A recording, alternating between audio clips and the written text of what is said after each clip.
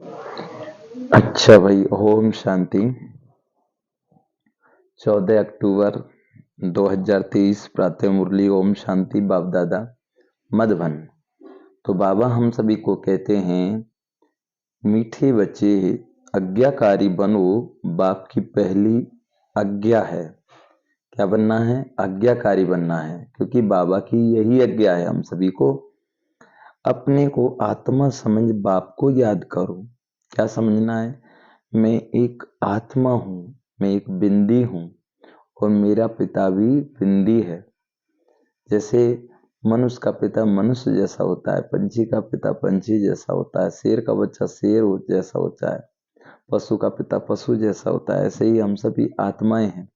शरीर अलग हटके हैं, शरीर हैं तो शरीर के माता पिता हैं, लेकिन शरीर से अलग हटके हम आत्मा है। तो आत्मा का पिता आत्मा जैसा है। तो बाबा यही कह रहे हैं, स्वयं को आत्मा समझ के बाबा को याद करना है। प्रश्न, आत्मा रूपी बर्तन अशुद्ध क्यों हुआ है? आत्मा रूपी बर्तन अशुद्ध क्यों हुआ है? उसको शुद्ध बनाने का साधन क्या है? उत्तर, बाहर बातों को सुनते और सुनाते आत्मा रूपी बर्तन अशुद्ध बन गया है। बाबा कह रहे हैं बाहर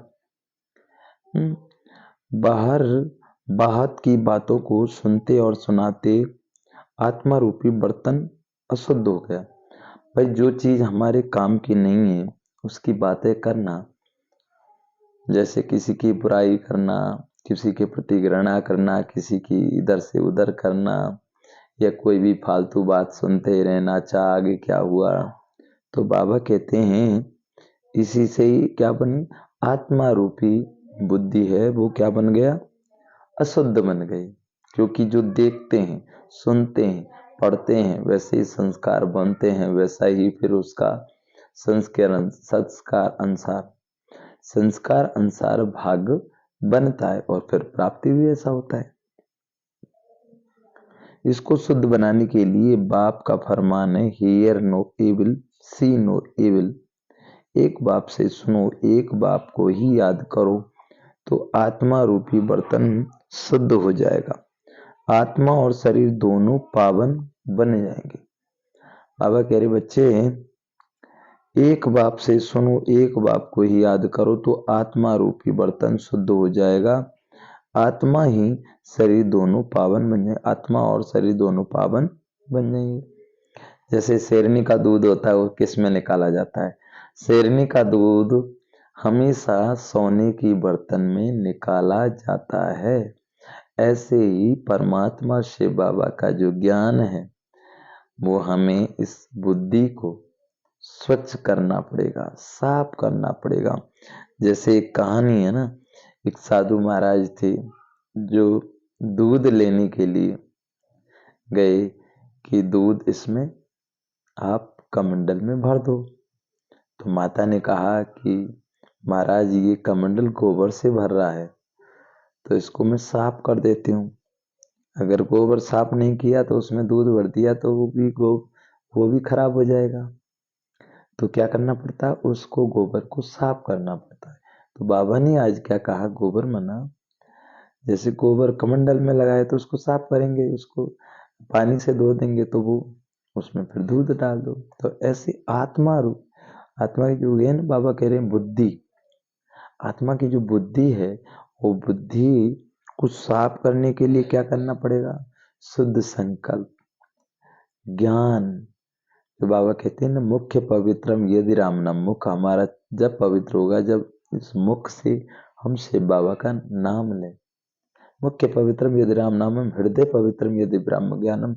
हृदय पवित्र तब होगा जब ब्रह्म ज्ञान, माना ब्रह्म लोक का रहने वाला परमात्मा शिव बाबा मुरली सुनाता है, इस धरती पर आके ज्ञान सुनाता है, उस ज्ञान से हृदय पवित्र होता है। हस्तो पवित्रम यदि पुण्यदानम। इस हाथों के द्वारा बाबा के भंडारी में कुछ ना कुछ दान देना चाहिए, या फिर इन हाथों के द्वारा बाबा का संदेश दे दो। व्हाट्सएप के द्वारा, फेसबुक के द्वारा, यूट्यूब, कैसे भी करके बाबा का संदेश देना है। तो हाथ पवित्र होंगे, चरणों पवित्रम यदि तीर्थ गमन। चरण हमारे तब पवित्र होंगे जब इन चरणों से चलकर हम बाबा के सेंटर में जाएंगे या किसी भाई को बाबा का सेंटर का एड्रेस बताएंगे तो हमारे चरण पवित्र होंगे, क्योंकि यही सबसे बड़ी इंद्र सभा है, सबसे बड़ा तीर्थ स्थान है बाबा का सेंटर। तो बाबा ने यही कहा, उसी से आत्मा रूपी बुद्धि, आत्मा और शरीर दोनों पावन बन जाएंगे। पावन माना हम जैसे आए थे वैसे, प्योरिटी, पवित्रता। गीत है जो पिया के साथ है उसके लिए ज्ञान की बरसात है। ओम शांति। ओम शांति का अर्थ तो बच्चों ने समझा हुआ है। बच्चों को घड़ी घड़ी पॉइंटर्स दी जाती है, जैसे घड़ी घड़ी कहा जाता है बाप और वर्षे को याद करो। यहाँ कोई भी मनुष्य की याद नहीं है। मनुष्य मनुष्य की व किसी देवता की याद दिलाएंगे। पारलौकिक बाप की याद कोई दे ना सके, क्योंकि बाप को कोई जानते नहीं। यहाँ तुमको घड़ी घड़ी कहा जाता है अपने को आत्मा समझ बाप को याद करना है। जैसे बाप को बच्चे ही होते हैं तो सब समझ सकते हैं, ये बाप से वर्षा लेने आया है, फिर उनको बाप और वर्षे याद रहता है। यहाँ भी ऐसे ही जरूर बच्चे बाप को जानते नहीं है, इसलिए बाप को आना पड़ता है। बाबा कह रहे हैं यहाँ पर भी भगवान को जानते नहीं है, इसलिए बाबा को आना पड़ता है। तो बाबा कहते हैं बाप को आना पड़ता है। बाप के जो बाप के साथ हैं उन्हों के लिए ये ज्ञान की बरसात है। जो बाबा के साथ है तो उनके लिए ज्ञान की बरसात है। वेद शास्त्रों में जो ज्ञान है वह सब भक्ति मार्ग की सामग्री है। बाबा कहते हैं जो वेद शास्त्रों में जो ज्ञान है वो क्या है, ये सब भक्ति मार्ग की सामग्री है। जप तप दान पुण्य संध्या गायत्री आदि जो कुछ करते हैं वो सब है भक्ति मार्ग की सामग्री। सन्यासी भी भक्त हुए, पवित्रता बगैर कोई भी शांति धाम में जा नहीं सकती। बाबा कह रहे पवित्रता माना पवित्रता बिना कोई भी शांति धाम में जा नहीं सकते, इसीलिए वह घर बार छोड़ जाते हैं। परंतु सारी दुनिया तो ऐसे नहीं करेगी। उन्हों के इस हटियों की भी ड्रामा में नूंद है। तुम बच्चों को राजयोग सिखलाने के लिए कल्प कल्प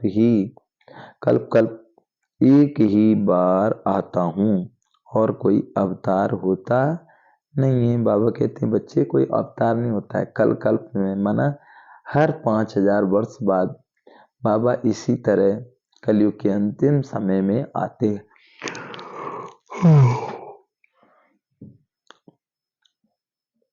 तो बाबा कहते हैं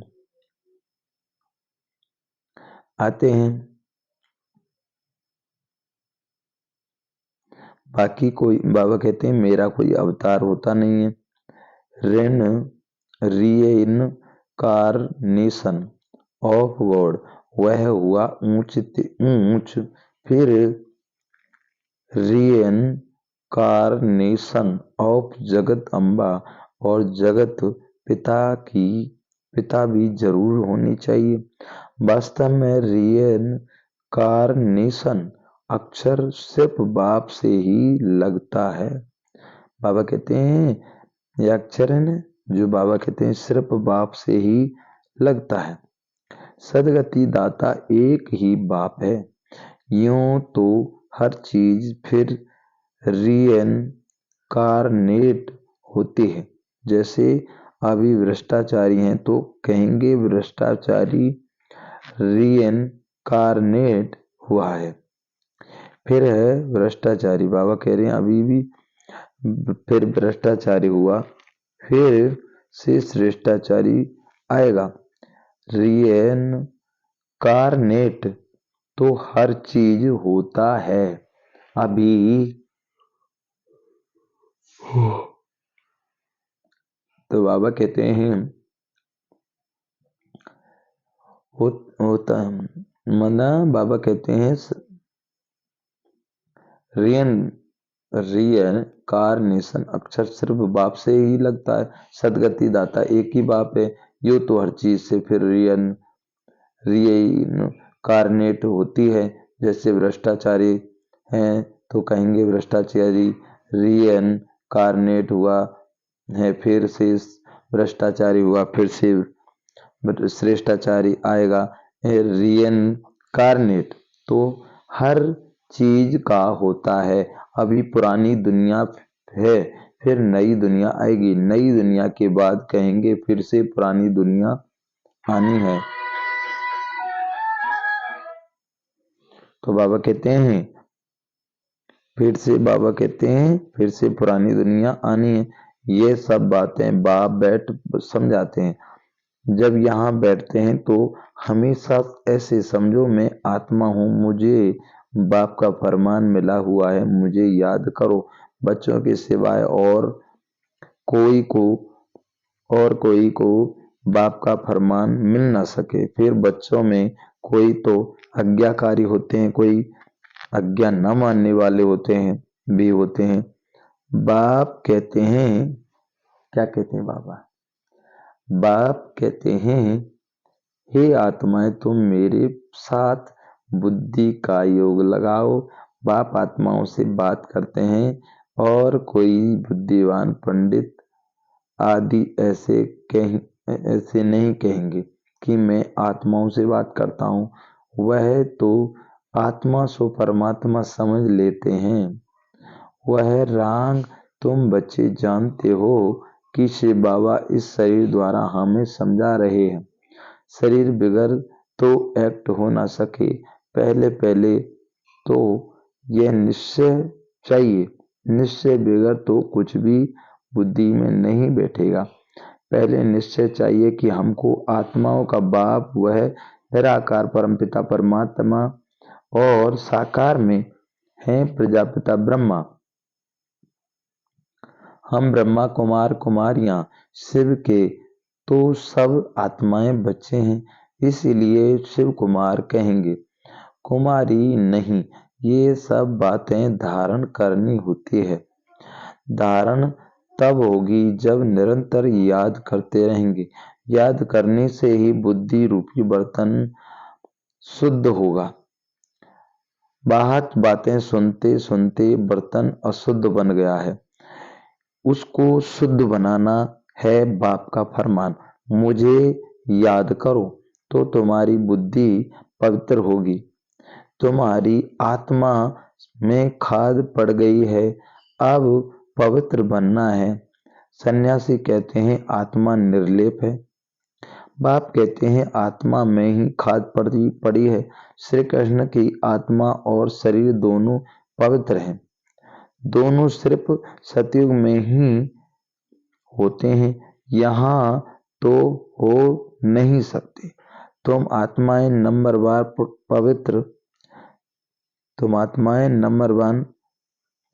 पवित्र होती जा रही हो। अभी पवित्र नहीं है। बाबा कह रहे हैं अभी पवित्र बनी नहीं है। कोई भी पवित्र नहीं है, सब पुरुषार्थ कर रहे हैं। अंतिम में नंबरवार सबकी रिजल्ट निकलेगी।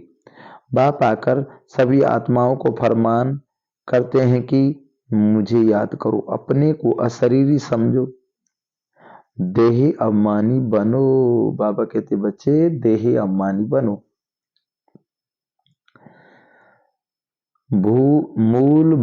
मूल यह बात है।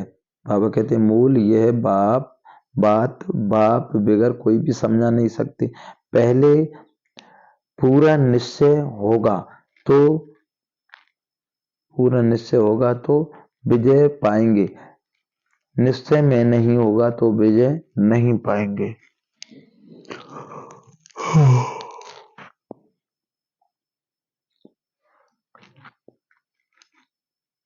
तो बाबा कहते हैं निश्चय होगा तो विजय पाएंगे, निश्चय नहीं होगा तो विजय नहीं पाएंगे। निश्चय बुद्धि विजयंती, संशय बुद्धि विषयंती। गीता में कोई अक्षर बहुत अच्छे हैं, इसको कहा जाता है आटे में नमक मिसल। बाप कहते हैं मैं तुमको सभी वेदों शास्त्रों का सार समझाता हूँ। तो बाबा की मुरली ये क्या है? सारे वेदों और शास्त्रों का सार है ना। तो बाबा कहती सारे वेदों और शास्त्रों का सार समझाता हूँ। इसमें क्या क्या है? ये सब भक्ति मार्ग के रास्ते हैं। इनकी भी ड्रामा में नूंद है। ये प्रश्न नहीं उठ सकता कि यह भक्ति मार्ग क्यों बनाया हुआ है। ये तो आदि सनातन बाबा कहते हैं आदि सनातन बनाया ड्रामा है। तुमने भी इस ड्रामा में पार्ट से, बाबा कह रहे ड्रामा में बाप से स्वर्ग के मालिक बनने के लिए वर्षा अनेक बार लिया है और लेते रहेंगे। कभी भी अंत नहीं हो सकता। बाबा कह रहे बच्चे कभी भी अंत नहीं हो सकता।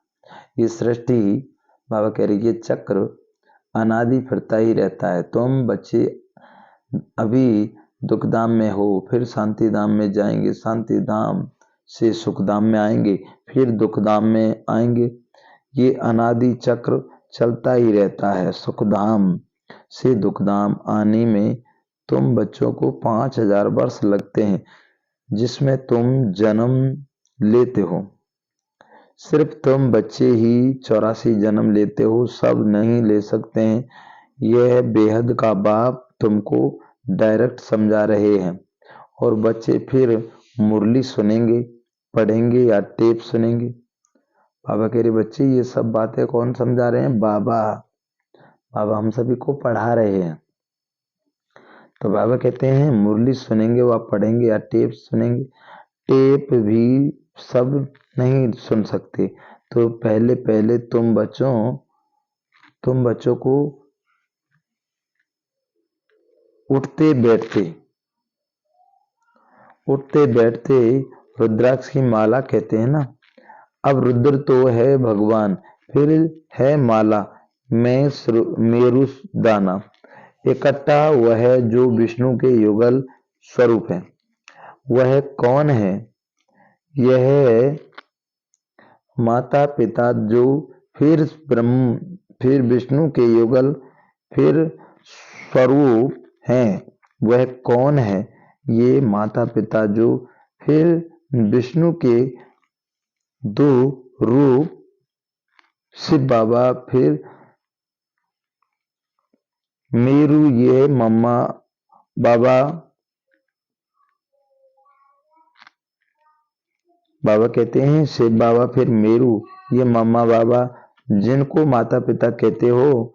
विष्णु को तो फिर माता पिता नहीं कह सकते। लक्ष्मी नारायण को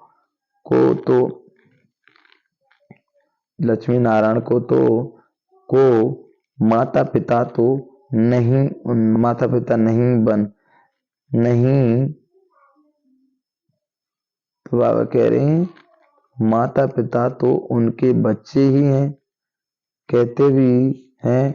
बाबा कहते पिता बस कोई बनना, एक ना महिमा की हो। बाबा कहते हैं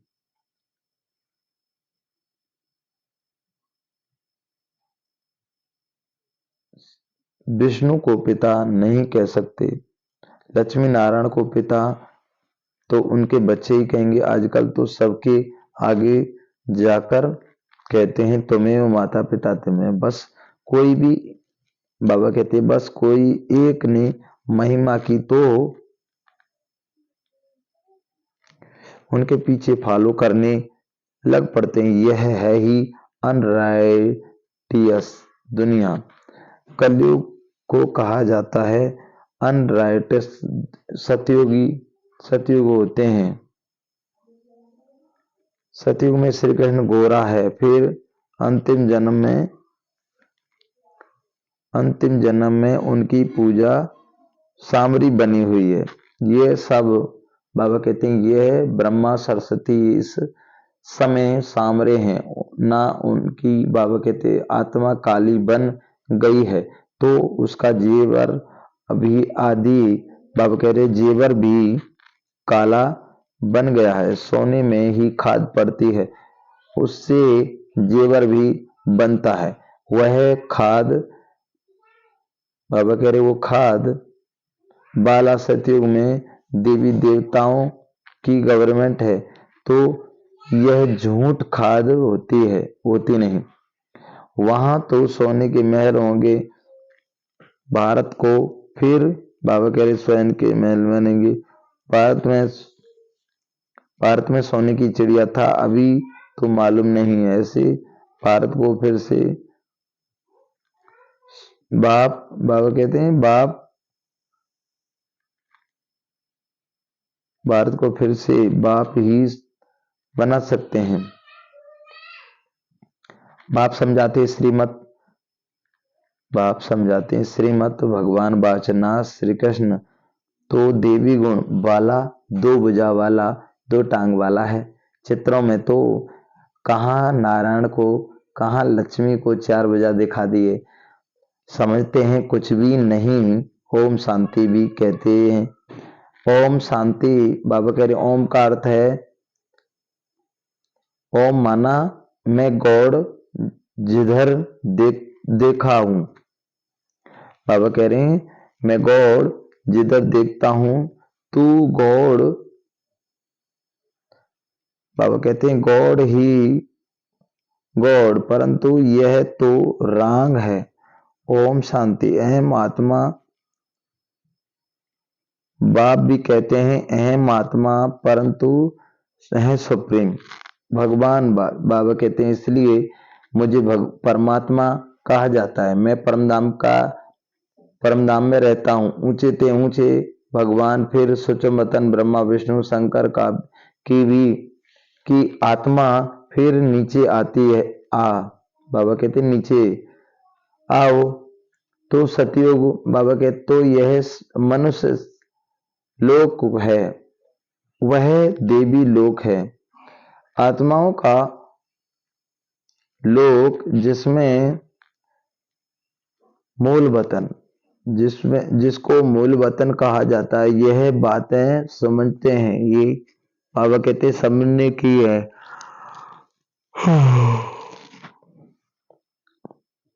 तुम बच्चों को यह अविनाशी ज्ञान रत्नों का दान मिलता है, जिससे तुम भविष्य में मालामाल डबल सिरताज बनते हो। देखो कृष्ण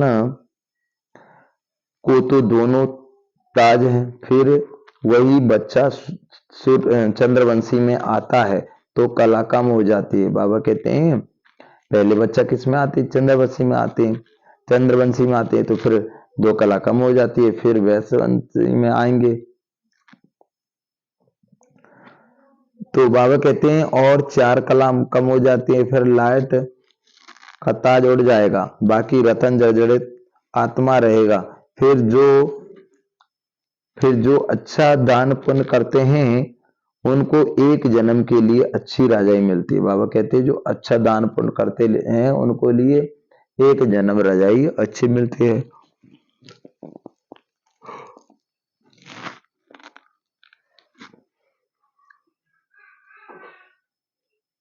तो बाबा कहते हैं एक जन्म के लिए अच्छी मिलती है, फिर दूसरे जन्म में भी अच्छा दान पुण्य किया तो फिर राजाई मिल सकती है।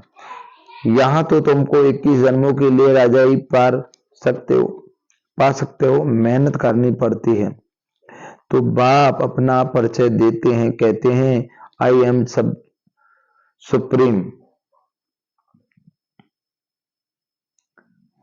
Supreme soul.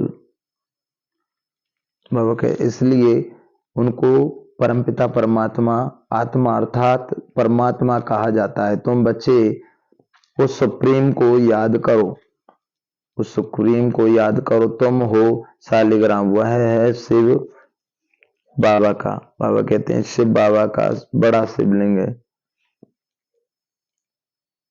लिंग और शालिग्राम मिट्टी के बनाते हैं।